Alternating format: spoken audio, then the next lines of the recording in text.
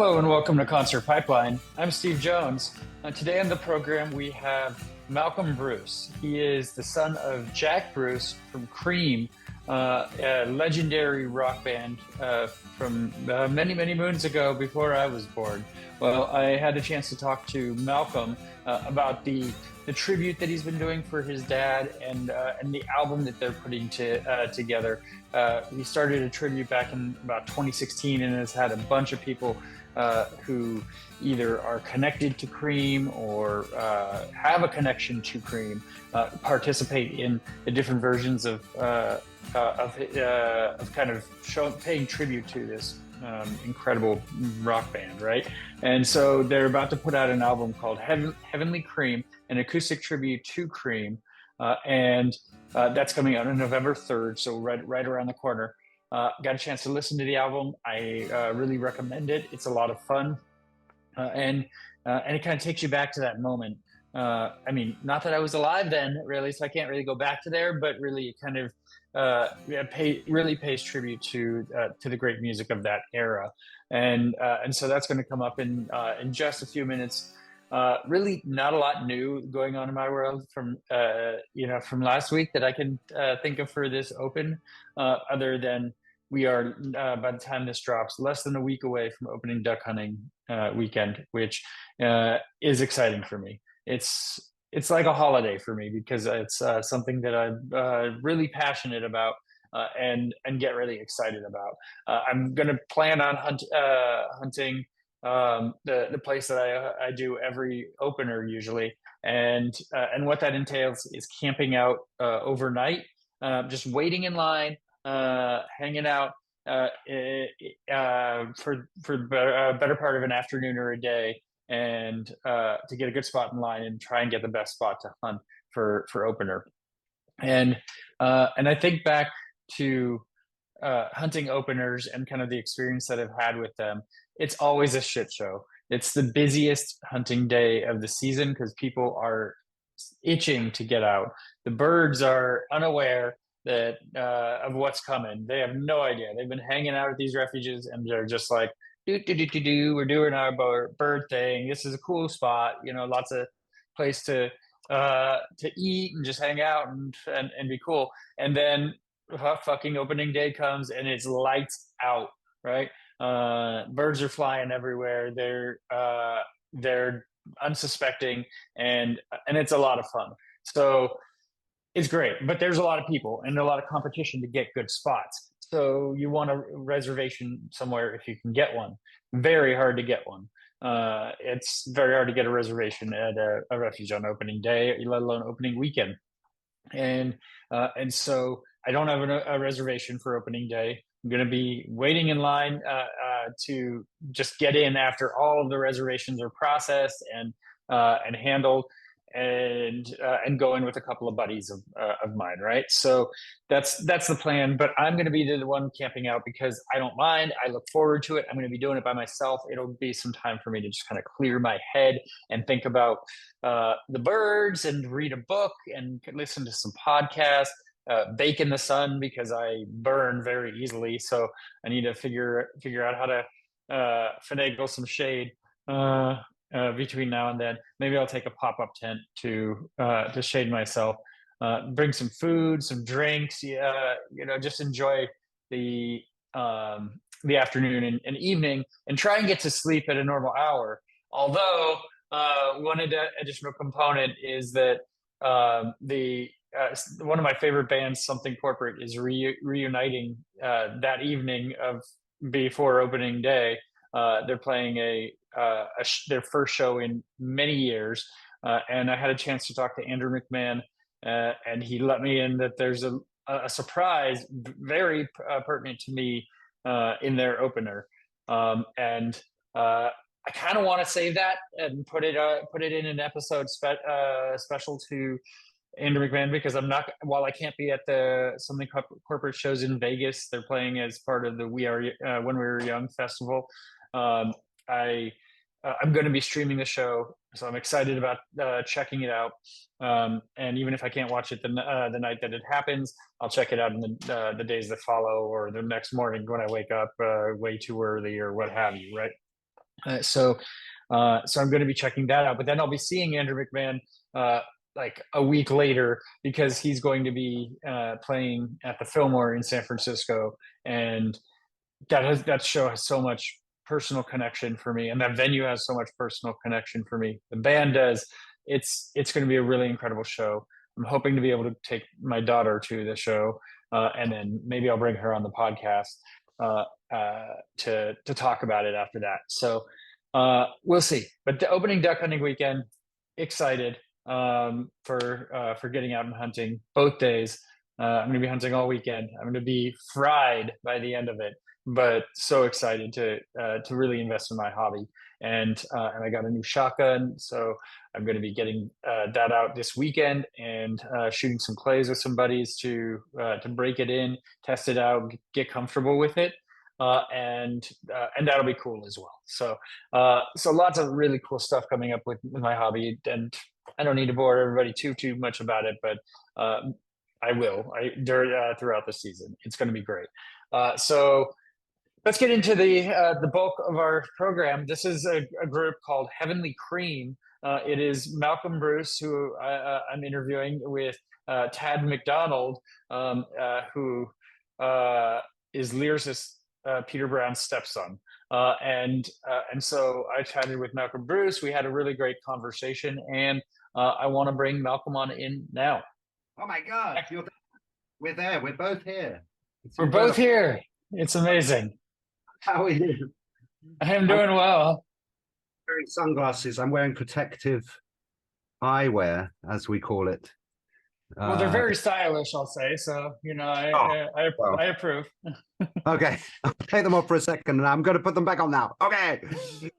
How's it going, Steve? How you doing? Oh, I'm doing good. How are you doing, Malcolm? I'm doing great, thanks. Yeah. How is it in California? Oh, not too bad. It's finally cooling down. It's been a hot summer, I tell you, so not too crazy. But yeah, how are things in England right now? Yeah, good.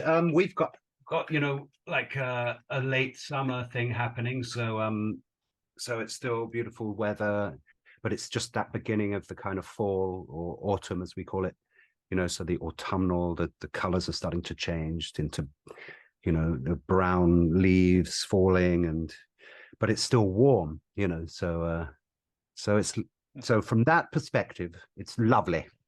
Nothing to complain about for you, right? So, yeah. Have you gotten out to California a lot? I know you've done some touring in the States, and you got some more you're going to do. We'll talk about that. But have you been out? Yeah. Oh, yes. I mean, I actually lived in San Francisco. You lived in San Francisco, yes, for about a year in the late 90s, and I lived in LA at one point. I lived on like Sunset and Vine. Yeah. I could walk to Rock and Roll Denny's, that kind of thing. Very rock and roll. So yeah, I mean, I love LA. I've got lots of great friends there. I love the vibe, although I guess it's changed a lot over the years. And you're not in Los Angeles. So you're in Napa, which is north of Los Angeles, right? Yeah, I actually just left Napa pretty recently, but I'm not far outside of it. But Napa's a good kind of waypoint for where I am. I'm outside of Sacramento area and that sort of thing. So, yeah, and Napa is like the wine country, I guess. It's known for its wine, or yeah, and it was always. I mean, I grew up there too, and it was always this thing. It's like, okay, well, you just when you live there, it's not as you don't appreciate it as much. I wasn't a wine person. I'm a beer drinker more than wine, and so okay. I don't drink at all. I'm a yoga guy, so I don't partake of anything at all. In fact, well, I do. I drink coffee sometimes, like right now. But oh no, that's amazing. But I agree with you. I mean, I think when we're from somewhere, we don't always appreciate. Like, I guess if you come over to London, you're going to kind of go, wow, the Houses of Parliament, it's incredible. And I'm like, whatever, man. Those guys are a bunch of crazy, corrupt people. You're like, wow, it's the Houses of Parliament. Look, it's where the Queen lives, all that stuff. And we're a bit more cynical about all that stuff. Yeah, your eyes are always wider to what you don't see every day, and grass is always greener on the other side, and I mean, all I of think that. it's good. I think it's healthy to I think I've grown and learned so much by going to places that I'm not from and spending time away from where I'm from, and I intend to do it again as soon as possible. Yeah, yeah. Uh, Yeah, so I like to I like to talk to a lot of artists about kind of how they got their start and their parents' influence on their music. And for you, it's even kind of more so. I think obviously that's I absolutely was going to drive hoping you could tell me. that, right? Okay. Yeah, yeah. But so we're going to get into your dad, but tell me a little bit about your mom, and was she an influence on you at all musically? Like, did she have any of that bug? Oh, absolutely. And she's still around. My mom, I still have a very close relationship with my mom. And yeah, I mean, she actually wrote two songs with Cream. So she co-wrote the very first song that they wrote called Sleepy Time Time. She wrote some lyrics and gave them to my dad, and he set them to music. It's a kind of blues, but it's a blues with a difference.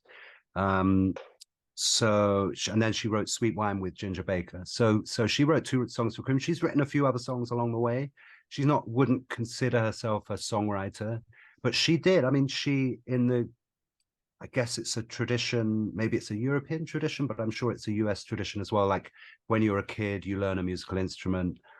You tend to do that even if you don't become a musician. It's a bit like doing sport at school. You would It gives you learn. that foundation, and right. Yeah, yeah. So my mum sang and she played the piano. She learned the, classical piano. Um, and so I guess she loves music, and so I was just around both my parents, but especially my mum. She would play all kinds of, she'd play like Stevie Wonder, all kinds of things that she loved. Stevie Winwood. I remember she used to love this record called Arc of a Diver, which is a lovely Steve Winwood record. But all great music that she would just play. Whether it's Joni Mitchell or Stevie Wonder or all kinds of things. So yeah, she was an influence, I think, but just also in that sense of just loving music and having that openness and having that kind of spirit around me. So yeah, she Yeah. was. Did she meet your dad Jack through music? Like, is that how they kind of bonded? Yeah, in a sense. I mean, my mum was so she was at a school in London called Camden School for Girls, and there were a bunch of them that ended up being involved with music in different ways. So she was in that school with a woman called Cleo Silvestre, who is a well-known actress in the UK. But she also did a single. She became friends with the Rolling Stones before they were famous. Cleo did, and so she did a single called "To Know Me." To know you is to love you. To know me is to love you. I can't remember. Anyway, it was a single with Andrew Loog Oldham producing it, with the Stones as her backing band. And this was before the Stones hit it big. It's very early Yeah. 60s. So she was really good friends with Brian Jones, but they'd all go over to her mum's house and have dinner with them. And then the other school friend that my mum was with was somebody called Linda Keith. And Linda Keith ended up being Keith Richards' girlfriend and was in New York when the Stones went off on tour. And then she went to a club and she met Jimi Hendrix and had an affair with. So Linda Keith had this kind of affair with Jimmy, and then bumped into Chaz Chandler, the bass player from the Animals. And Chaz was like, "Oh man, I've just come off the tour with the Animals, and I don't really want to do this touring thing anymore. I want to be a music producer and manager." And Linda goes, "Well, you should come down to this club and check out this guy that I've been seeing called Jimmy." And so she was the person that introduced Chaz Chandler to Jimmy, and the rest is history. Chaz sorted a passport out for Jimmy and took him to the UK and launched his career. So that was just these few girls that were in this girls' school in central London, and they used to go dancing in clubs. It was I guess you call it the British R&B boom, not what we think of as R&B now. And so all those early bands like Alexis Corner, were playing in these clubs like the Ealing Club and the Marquee and all these early clubs in London, early 60s. And so I think the story is that my mum was dancing and listening to music in these clubs regularly as a teenager. And she then sort of went out on a date with a piano player called Johnny something, I can't remember. And my dad was crashing at this guy's house on the sofa, as you do, be a poor struggling musician. And I think my mum went over to see this guy Johnny and knocked on the door. And my dad opened the door, and then they just sort of got talking, and they just bonded, and kind of fell in love. I think they might have met once before in the pub across the street from one of the clubs where they were hanging out. So it was just a very innocent time. So yes, to answer your question in a really long-winded way, I think it was about music that they met each other, not because they were, that my mum was a musician on the scene, but she just loved music, so she was out around the musicians of the time. So. Yeah. And did she teach you classical piano? Is that where you got that? She didn't teach me, but I did have lessons from about the age of 5 with a teacher. And then again, later on in secondary school, in high school, I was having lessons. And then I just have continued it since then. I went to music college for a while and studied composition. So I have this whole other side that I'm developing classical music and jazz but I love rock music too. So, and the blues and all forms of music are good. Yes, yes. Did you protest it at all? Like, or is there a PC that pushed back on it? I know a lot of people like they when they have to do it, and they're forced to do it, they kind of rebel, and then they come back. Like you said, I think there were elements of that. Yes, I'm not sure I was the most studious student, and I think I've had to learn that. Now that's all I do. I do yoga, meditate, and practice the piano, 12 hours a day of scales. And then I hit myself with a stick if I don't do well enough. No, I'm kidding. No, but I think there's a rebellious element. There can be a rebellious element, but that's very confusing for me because my dad was one of the sort of inventors and instigators of the kind of rebellion within music in that sense. They weren't my dad started off as a classical musician himself and then a jazz musician and then discovered the blues. And then along with Ginger Baker, who was a jazz drummer, I mean, Eric's a different story because he was more of a blues purist, but studied the blues, obviously. But with my dad and Ginger, they kind of discovered the blues and then were criticized by the jazz establishment for not, staying loyal to the tradition of jazz. But then at that time in the early 60s, as we're looking back at it, we know that everything was shifting and changing at that point. Music was changing. I suppose in the previous generation, in the 50s, it was dance music, as it was called then, and show tunes and all of that kind of stuff, and swing before that. And then suddenly rock and roll appeared, and all those bands and musicians that were working in a particular genre, suddenly they couldn't get a gig, because Bill Haley and Elvis and everybody had sort of taken over a new wave of something. And so I guess at least for a long period of time, that seems to be the way it headed. I guess now we're going to be confronted with a similar thing with artificial intelligence, I guess. So we're now going to be like, okay, where do we go from here? I just spent 500 years practicing scales and learning about harmony and learning how to write music. And now the AI is just going to write an infinite amount of songs effortlessly in 1 nanosecond. So I don't know. It's going to be interesting to see what happens with all of that, what is the value of that, Yeah, exactly. Do we even need that skill anymore? I mean, and it's obviously a kind of a conversation of, the art versus the machine, right? And also, the soul of an artist, or it's a spiritual question in the sense of what is a human being, and what are the depths of a human being, the layers, and at the heart of the physiology, at the heart is a quantum level of a reality where all creativity is bubbling up from.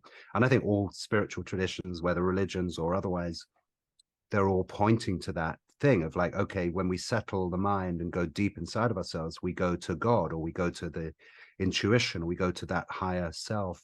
And that's the basis of all creativity. I suppose people access it using drugs, which is not a good idea in my opinion, but that, whatever, however that comes through, that sense of being a human being, and the desire to express something creatively, like, can AI, I suppose AI is also an extension of humanity, but we're at the inception of something. We don't really fully understand where it's going to head. So I don't know. I suppose 50, 60 years ago, it was like, wait a minute, that's not music, well, you can't do that, that. And so I suppose, like, I'm now saying, like, you can't, AI can't, there's no way AI can do it.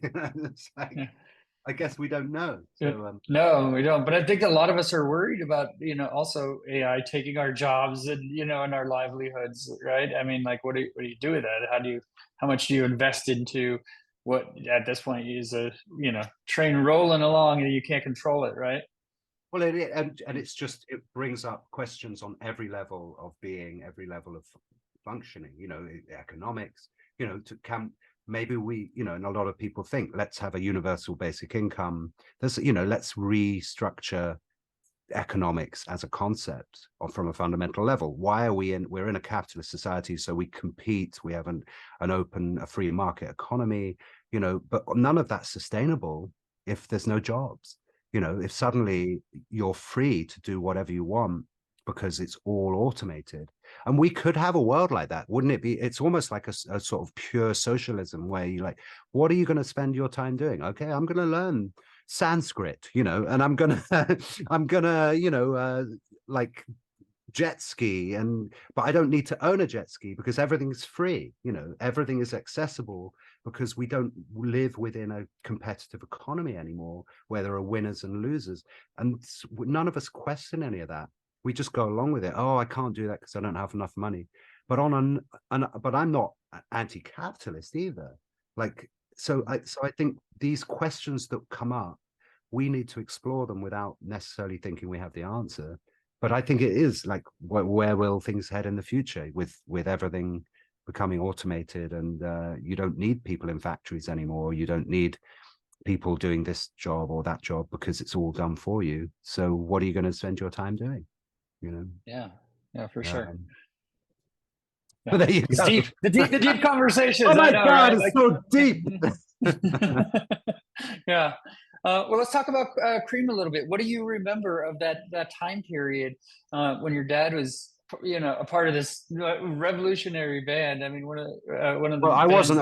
I wasn't actually born yet, so So you I remember nothing? Okay, got I it. remember like pretty much nothing, but I was born after that, and so I do remember, the legacy of it, and I remember um all kinds of things. I was around my dad, and we used to play music together, and but Cream is a wonderful thing. It's a unique band in the pantheon of rock music, popular music. It's the improvisational element, the songwriting, the musicianship.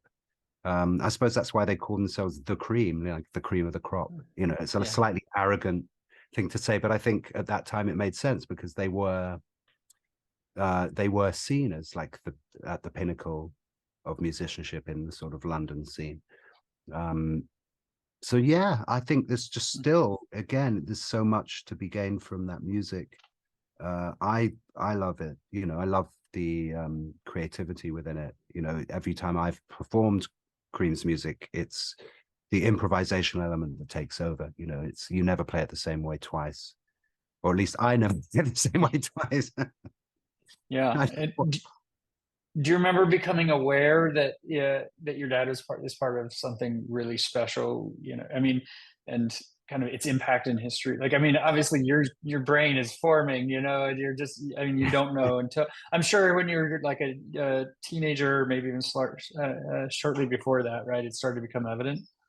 Yeah, I mean, I have early memories, like my dad. I have early memories of going to my dad's gigs and seeing him on stage in front of a lot of people and things like that. So yes, I mean, it became just a normal, natural thing for me to understand that. And it, so I don't know. I mean, we know what we know, right? And I think Mhm. I feel very lucky. Somehow I've stayed humble about that whole thing, because he was also in his own way quite humble about it. You know, he was a musician first, and the creative process was what was important to him. But then I guess people can get caught up in the fame and all of that, and that creates a whole other layer to that process, and the expectation, the internal expectation of how to be treated and all of that kind of stuff. So yeah, it can be really confusing, but I think I did all right. I think I'm okay. You know, a couple of years of therapy helped, and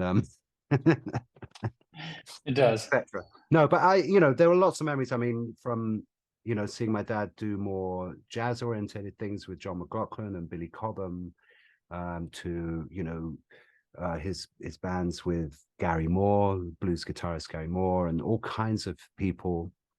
And growing up, just being around music, and that joy of music, that the pure joy of creating music, whether it was commercially for record labels or whether it was just at home, playing or listening or talking or whatever. So it was definitely a large part of what bonded me and my dad in terms of our relationship.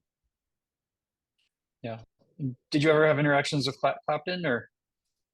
I wouldn't say that I know Eric well at all, but the few times that I've spoken with him, and been with him, he's always been really nice. And I have loads of respect for him as a musician, and he's incredible. Like he's still he just obviously near to where you are right now, he just put on the Crossroads Festival. um Mm. it's great that he's still out there doing it, and he's playing great and playing with great musicians. Um and yeah, and actually we did, Pete Brown, the lyricist for much of Creedence music, he just passed away, but we did manage to finish his last solo record, and Eric is appearing on one of the songs for that. So that's a whole other project that will come out next year, I think, called The Shadow Club. So and Eric guests on a song on that, which is really nice. So yeah, Eric's great, but I wouldn't claim like he's my best mate, but No, no. he's always been really nice. And That's yeah. that's cool. That's cool. And so, from what I could tell, like these tributes, you did a 50th anniversary tour, Fresh Cream, last November. But I mean, even before that, I think this dates back to like 2016, where the tribute kind of started, and even like Mick Taylor was a part of it. There's so many people that were Yes. involved in kind of this tribute. Tell me kind of where this idea all began for you. Yeah, so an agent that I've worked with quite a lot in the UK, Don Mackay, he came forward the beginning of 2016 and suggested we put a concert together for my dad passed at the end of 2014. So we spent a lot of 2016 putting together a concert that ended up at O2 Shepherd's Bush Empire, which is an iconic theatre venue in London. And yes, me and Pete Brown basically curated it, I guess you could say. And so we just reached out to pretty much every artist that my dad had ever worked with. And Mick Taylor had been in one of my dad's bands, the Jack Bruce and Friends, I think it was called, in the mid 70s or early to mid 70s. And I think Mick, directly after leaving the Rolling Stones and doing Exile on Main Street, he joined my dad's band for a period of time. So they were friends and loved each other. And so yeah, Mick came over. We had Lulu singing. I don't know how well Lulu is known in the US, but I'm sure she must be, hopefully. And we had my friend Dennis Chambers on drums. Dennis is like the best drummer on the planet, or one of, and then Gary Husband, the other best drummer on the planet, who so we had those kind of guys. We had Terry Reid. The list goes on. Paul Young, for any of you 80s pop connoisseurs. Paul Young came. That was so nice to have him there. And then just a lot of the guys, people like Clem Clemson from Humble Pie, who had worked with my dad a lot. Ronnie Leahy, who was in a band called Stone the Crows, Maggie Riley, all kinds of people turned up. It was great. And so yes, we kind of started that process in 2016, and then I did around 100 shows with Ginger's. Oh, and Ginger Baker turned up to that thing in 2016 as well. So then Ginger's son Kofi Baker and me, we did this tour for around 100 shows. We did New Zealand, Australia, the UK, and the US. We sort of did nice theatre tours, and it was great. You know, there's still a lot of people that love that music and came out to see it. Yeah, I mean that's such an amazing experience. To be able to kind of to provide this experience for so many people, you know, who cherish that music and kind of embody it. And those sort of concerts are like, it feels like a once in a lifetime sort of thing, right? Where you get all these people that really love an artist and can just embody it, right? I mean, my favorite concert ever was a Bowie celebration that happened actually in 2016, also here in San Francisco. And Gary Oldman was like leading it, but there were so many amazing artists that were connected. Gary Oldman, to the actor, yeah. Wow, yeah. That's interesting. That's really interesting. Yeah, so I interviewed him, and I just got to interview all these artists. Oh, that's so cool. You know, well, he did a Scottish friend of mine called John Morrison was in. Gary directed a movie called Nil by Mouth. Have you ever seen that movie? It's anyway. It's set. I don't think I did. Yeah, it's like I don't know how much Gary's directed, but anyway, it's a kind of almost like a sort of gangsterish South London, because I think Gary grew up in quite a rough neighborhood in South London. Anyway, check it out, Nil by Mouth. But a friend of mine, John Morrison, was in that movie. But yes, David Bowie used. For sure. I'm playing the glass bead game here, all connecting all the dots. But David used to play my dad's song "I Feel Free," and there's a long history of playing that. So he would play that live back in the early '70s. He would be playing that, and then he did a version, and it's a kind of strange. It's like it's not my favorite version, but my favorite version of Bowie doing it was when he would play it live. But he did a version on Black Tie White Noise, that album, I think, of I Feel Free. So yeah, David's another amazing artist, you know, incredible. Yeah, one of those I wish I'd have the chance to ever see live. You know, there were limited opportunities and during my soon they'll be having hologram shows everywhere, like there's the Ronnie James Dio show that I saw a little bit on YouTube once, and it looked incredible. I mean, it was like he was standing on the stage. It was incredible. So, and the ABBA one that they're doing now, which is apparently amazing. So yeah, maybe they'll have a David Bowie. I've heard about that. I at least got to see Dio live opening for Motorhead and Iron Maiden, and so I had that opportunity. So I know before he died. So you know, well, I hung out with Lemmy. But... I hung out with Lemmy a couple of times when I was a kid. That was interesting. I mean, interesting is I'm sure a good word for it, right? No, it was actually quite innocent. I don't remember much of it, but no. I mean, it was actually really innocent, and he was a really, really sweet, lovely guy. You know, yes, he liked the odd drink, you know, but no, I didn't partake of anything like that, and he was just really a really nice, genuine person the couple of times I hung out with him. So yeah. Honestly, I've heard good things. That's really cool. So let's talk about the album a little bit, right? Heavenly Cream, an acoustic tribute to Cream. Again, a number of artists that are a part of this. And really bring a lot of flavor to these songs, and something different for each of them. But there's so many to list off. Deborah Bonham, she's really cool. I got to interview her, I think last year or something too. Yeah, she's really great. But yeah. I mean, I was working with her.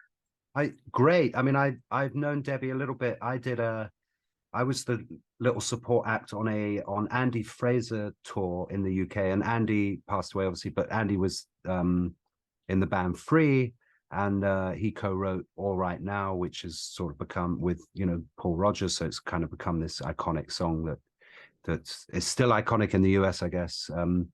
And so I met her. That was, I think, the first time I met her at a show, because of her connection with Andy and that scene. And yeah, she's just great. I mean, and we share that little thing, I guess, that with a relative of somebody more famous. It's like, get out the way. I'm not just she's like, I'm not just the sister of John Bonham.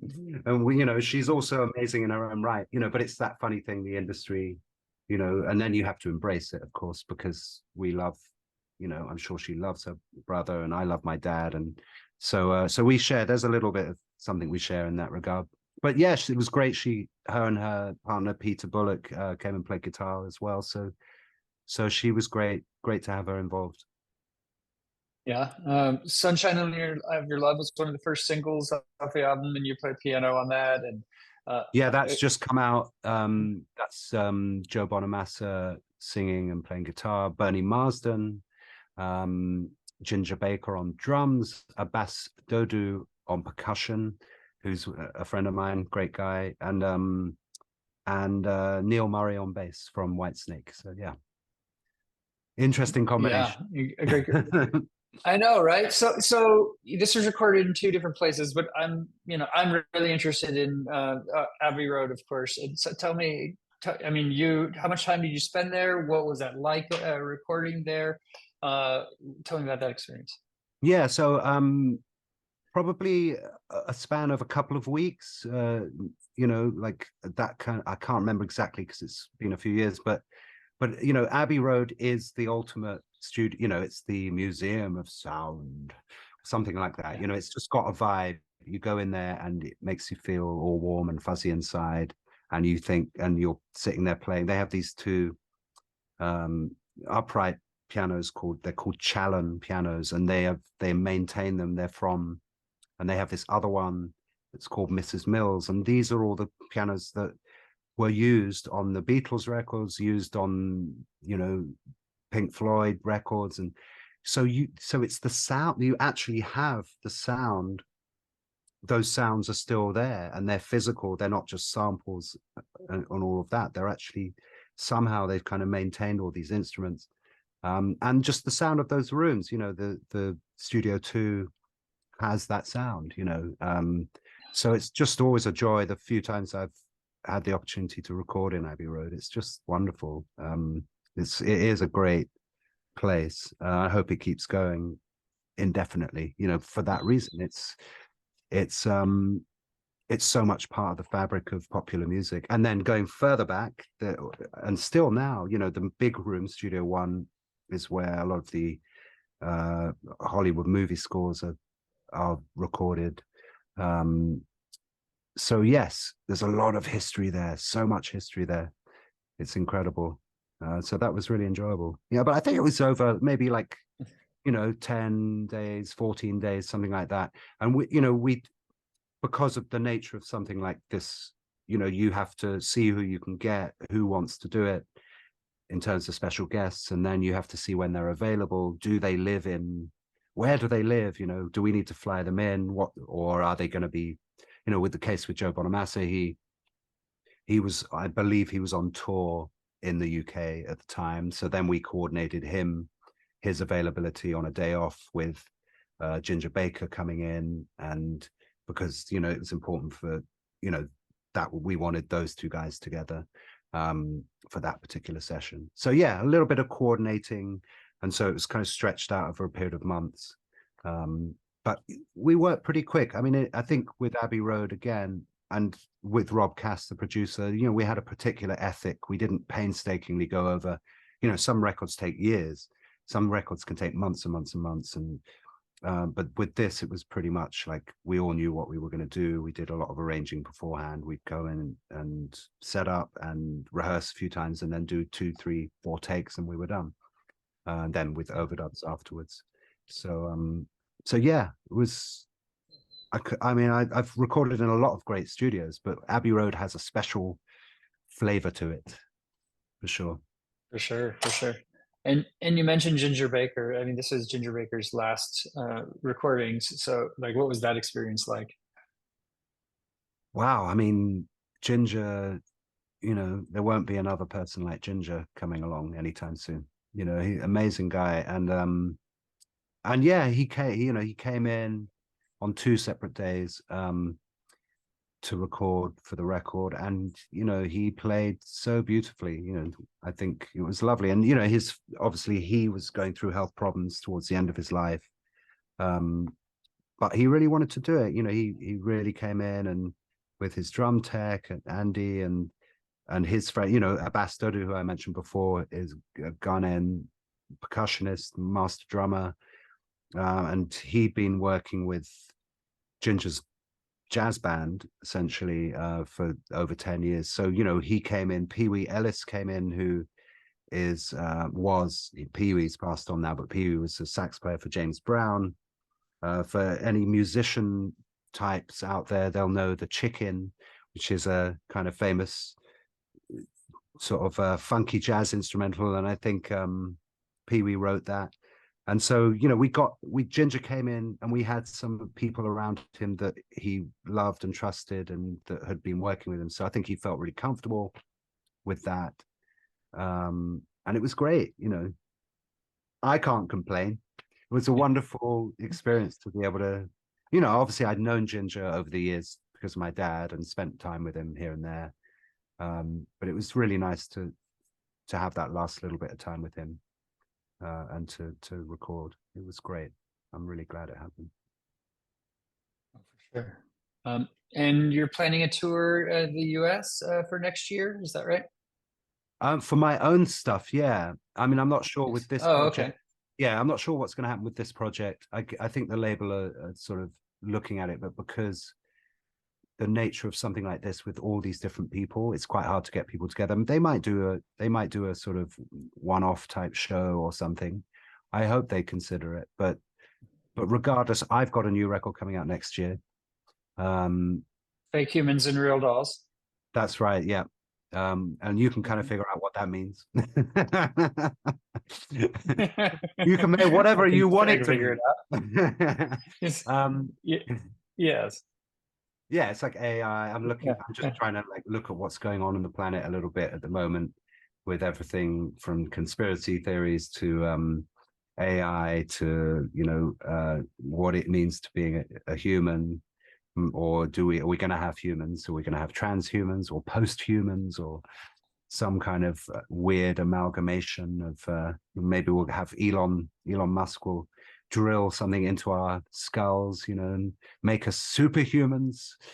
I don't know. I guess we're going to Could find happen. out. We'll find out. We'll find out. And Yeah. so this album were you ready to like roll it out in like 2021? And COVID just threw everything off, or kind of what's the process been for the past couple of with years? Because I know this has been around for a bit. Heavenly Cream. Yeah, I think it was a combination of things. So um there's a making of documentary that's coming out around the same time as the album. The album's coming out November 3rd, I believe. And so we were working with the director Mark Waters, who was very close with Pete Brown, that he brought in to make this documentary. So I think combination of that taking a while to come together with interviews and editing, and then the record itself coming together, and then the mixing process and everything. So we were looking, I think we were going to be looking at a 2020 release, and then the pandemic hit, and everyone's lives changed and everything got sort of moved around. So I think it feels like the right time. You know, the label have kind of been patient and waited, and I think they've chosen the right time. I think it feels like the right time to me, for it to come out. But yeah, it's been a few years in the making for sure. Yeah. That's cool. I saw a picture of you with Zach Wild. Tell me about meeting him. Okay. Well, it was actually, I've only ever met him once, and I had a band with Leslie West and Corky Lang in, I think that was 2009 or 2010. And I was over on the East Coast. I was going between the East Coast and Nashville. And so yeah, we did a bunch of a bunch of shows around that time, and Zach was friends with Leslie, and turned up, and we hung out backstage for one evening. And he's a lovely guy, you know, a really nice person, and we had fun. Yeah, so I think we just kind of did a little posy photo together. But yeah, he's a great guy, and obviously an awesome musician, awesome guitar player. And be nice to hang out with him again at some point. You know, I'm sure our paths will cross maybe one again. But great guy, and obviously pretty good at that old guitar stuff. Yeah, we interviewed him a couple times. I mean, like for shows I did like 20 years ago or something. I haven't talked to him in a couple decades at this point, but Wow, but you but I can't had a be, you chance don't to. look old enough, man. Come on. You're Well, like thank you. me. I appreciate it. You're cryogenically frozen, like internally, something good. You know, maybe it's all that California weather or something. It's something in the water. I don't know, but yeah, what water we have left. But I'm just planning. The thing is, yeah, I'm planning. I do yoga. I'm just planning to like live forever. You know, so I study all yeah. the Vedic stuff in India, and follow all those guys that live to like 300. They live up in the forest and eat berries and meditate all day, and you know, they're still there now. You know, It's still there. Yeah. Yeah. Yeah. No, well, Zach was awesome though. He's just such a cool dude, like you said. So Yeah, yeah, he's a I great guy. enjoyed getting Yeah, to chat with him a couple times. yeah, larger than life guy, Yeah. but really humble and honest and present. I really liked him. Yeah. Yeah. Well, the album's coming out next month, so I know we're really excited about that. Anything else you're working on right now that we want to get out there? As I say, just I am, you know, look out for my own solo record, Fake Humans and Real Dolls, and I'll be on the road next year. I'm going to take my time with it. I'm working with some agents, so I'm looking at September, October, November, December to tour.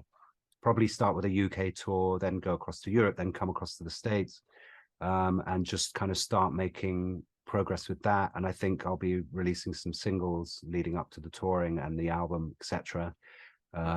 Strategizing, as we say in the business. You know, it's a funny time, isn't it? It's like a weird time in the creative industries. It's like the freest time, in some ways, the most creative time, and in other ways, like because of economics, we don't really know where anything's heading, and it feels like Taylor Swift is the only person that's able to make any money, or I don't even know. I mean, she's great. The one. But she's kind of got it all like cornered, you know.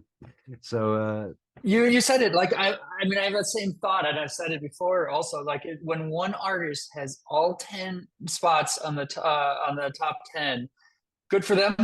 But something's not right in the music industry. There's like the little guy is not getting a chance. Well, yeah, right? and it's just, but I think it's just, you know, the way that AI has taken over, the way that you know, did social media, digital aspects of how you sell something, and so the strategies behind that, and you know, money. If you've got a lot of money to invest in exposure, then it becomes difficult. And you know, the problem is that maybe in previous eras, art was about art. You know, the creative act, and now it's something slightly different. That's there, but it's secondary to personality. It's secondary to branding. You know, branding is everything, and so it's a weird game now. Like if you're an actual artist, if you're actually, you know, inside the creative process, the mechanics of the creative process, and actually have something that you want to say, that you desire to say, that's not just the repetition of something that's already been said, then that's the challenge. How do you get that out there in this sea of infinite genericism, you know, to put it bluntly? So it's but having said that, there's some great stuff going on. So I think we just have to believe that we can make it happen and just keep at it, and just hope that other people go, wait a minute, this is interesting. This is something different. This is something, you know, maybe something with something valid to say. I guess I'm going to find out next year when I release my record. Well, it'll be like this. Be like the Romans, you know, which way is it going to, you know? That's what they should have on social media. They should have like they've got the thumb up, but I'm not sure they've got the Look thumb at down. this. Yeah. Yeah, I don't know whether they've got both. No, I think YouTube they do, but it's hidden. You don't get to see it or Yeah. something, I think. So Yeah. yeah. We gotta We wouldn't protect want to people. hurt Everybody anybody's gets feelings no, anymore. No, don't everybody gets a hurt. participation trophy, and like yeah, that's where we're Yeah, at, right? So exactly. Yeah. No, we don't need any, just don't hurt anybody. Don't upset anybody, no. Well, you're doing all the things, Malcolm. And it's really, really awesome. And you get to celebrate your dad. You get to do your own thing as well, and continue making music, and that's really great. And I hope we see you on the West Coast here next year as Oh, well. So thank you so much for your time. Yeah. yeah, Thanks for having the yeah, chat. Yeah, it's great. yeah. That was my interview with Malcolm Bruce of Heavenly Cream, and that takes us to the final segment on the program, the music news.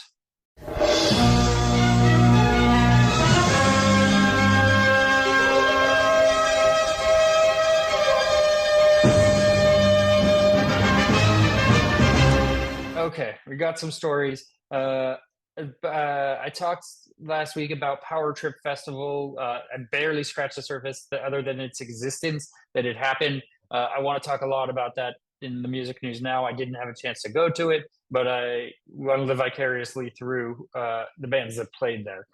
Before we do that, I have to cover the Taylor Swift news.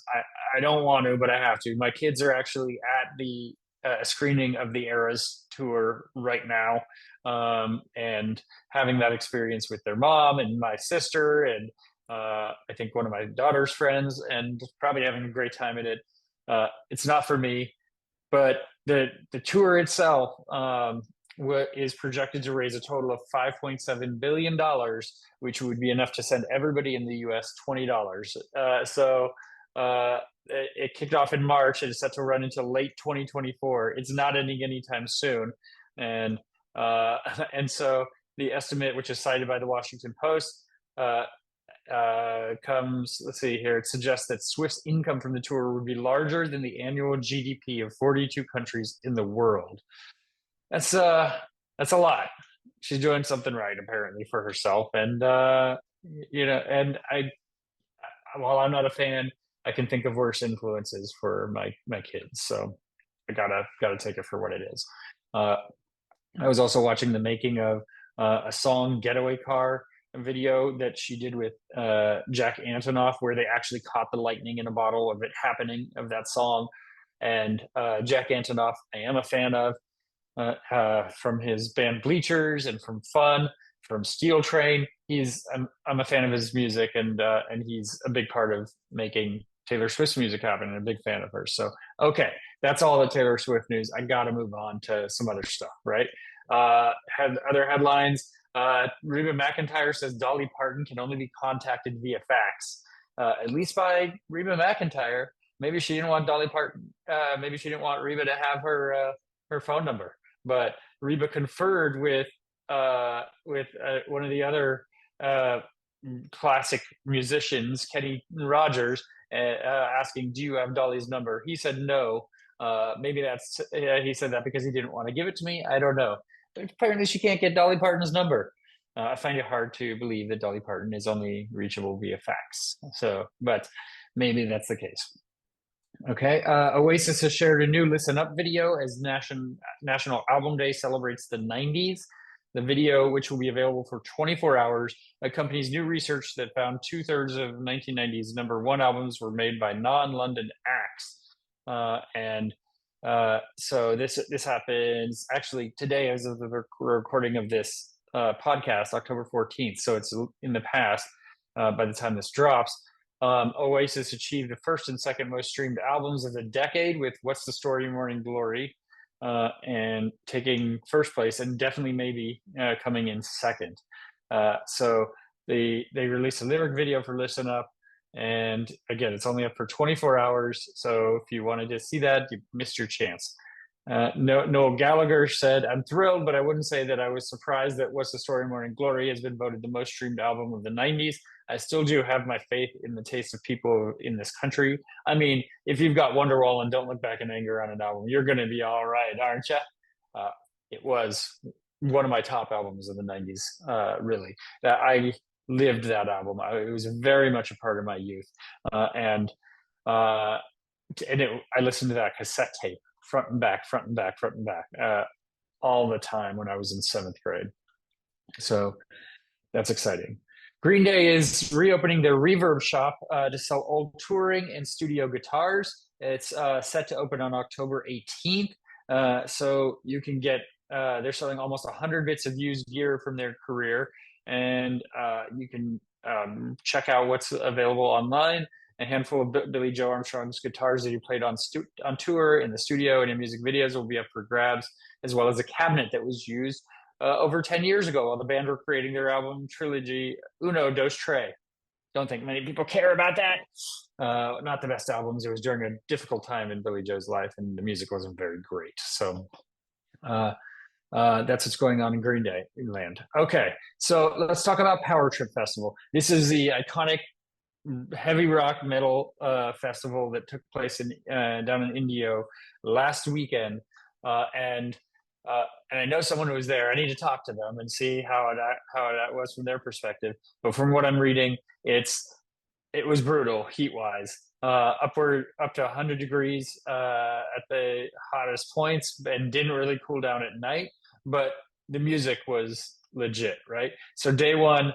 And this is one of those festivals, by the way, a unique festival where it didn't have 80 other bands supporting the main stage bands. This was just heavy bands, big bands, classic bands that you won't see in other places in some cases, playing full sets of music. So day one was Guns N' Roses and Iron Maiden. So let's talk about their set list first. Iron Maiden played a 15-song set, and there's one song that I can see that's missing from their set list. So I'm not going to talk a lot about Iron Maiden because I'm not stoked. I would have insisted on seeing Number of the Beast, and I don't see that in the set list. So that's a bummer. But they played a bunch of other songs. The Trooper came up in their encore. Fear of the Dark, that's a great one. Iron Maiden, they played a bunch of songs, right? So I'm sure it would have been cool, but no, you're not going to play Number of the Beast? What are we talking about here, Iron Maiden? Not okay. Okay, Guns N' Roses then went on to play a 29-song set, a full-on set by Guns N' Roses. So to say that they're back and kicking ass is not an understatement, right? They did a Velvet Revolver cover for Slash, Slither.